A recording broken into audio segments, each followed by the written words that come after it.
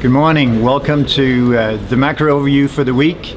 We start off with a non-deal on the PSI, the public sector involvement in Greece. I still think there'll be a deal, a so-called voluntary forced deal, where the investor will lose between 65 and 70%.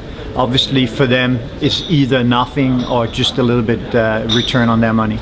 As we look on the week, will be GDP from the US later in the week. It will be an excellent number, but remember there are a lot of one-offs items included in this number, so don't make too much of the number itself, but look at the underlying trend.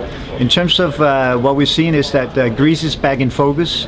There will be talks, and we have been in the media this morning again saying that we think ultimately Greece will leave the euro, but not the euro.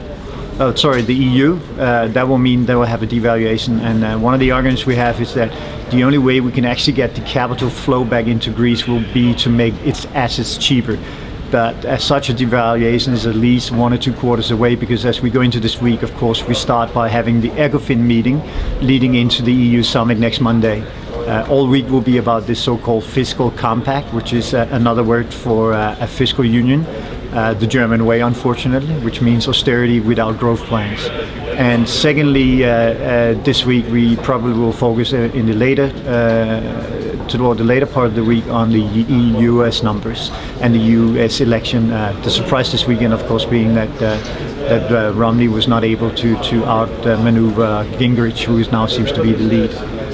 Which unfortunately, again, in my opinion, leads to Obama having high chances of getting re-elected. So follow that political scene.